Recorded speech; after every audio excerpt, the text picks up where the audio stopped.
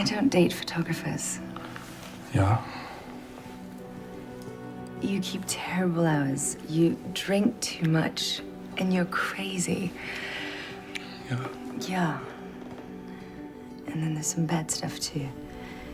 Last week, Tim Hetherington, the conflict photographer who co-directed the Oscar-nominated documentary Restrepo, was killed while on assignment in Libya. I interviewed Hetherington a few months ago and found him to be a very pleasant, thoughtful, mild-mannered guy. So what makes someone like that, or really any conflict photographer, want to visit the world's most dangerous hellholes with only a camera for protection? That motivation and its consequences are explored in The Bang Bang Club, which is based on the true story of 4 South African photographers who risked their lives to capture the civil war raging in the townships before South Africa's first free elections in the early 90s. Ryan Phillippe plays freelance photographer Greg Marinovich, who falls in with the trio who would eventually be called the Bang Bang Club for the way they bravely, or maybe recklessly, faced bullets while shooting back with film.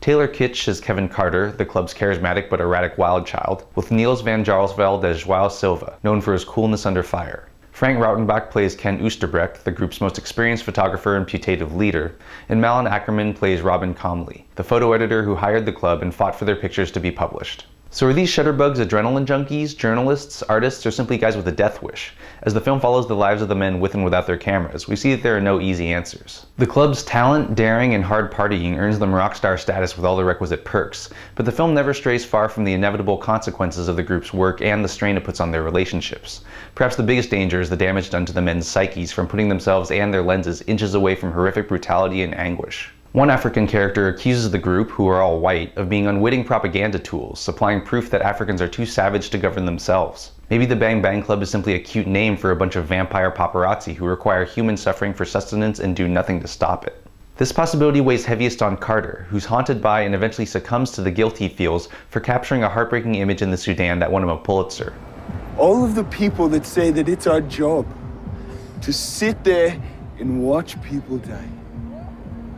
They're right.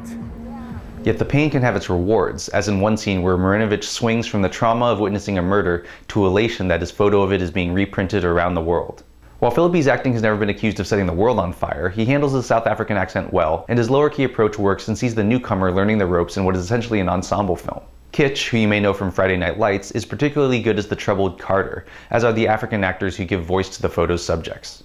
Writer-director Steve Silver does an excellent job recreating the chaotic settings of the club's famous photos, often filming with hundreds of extras in the same Soweto slums where the original images were taken. The film could have done more to explain the political situation, where the white government was actually stoking tribal rivalries and arming one of the sides. But this didn't bother me, since the Bang Bang Club is about the photographers, whose goal is to get the best shots, not necessarily to reveal the bigger picture. So if you want an in-depth examination of post-apartheid South Africa, this probably isn't what you're looking for. Regardless of what motivates conflict photographers like Tim Hetherington, they risk their lives to show the world the horrors of war, and the Bang Bang Club does a great job of showing the highs, lows, camaraderie, and risks of doing that important work, which is why I gave it a rating of 8.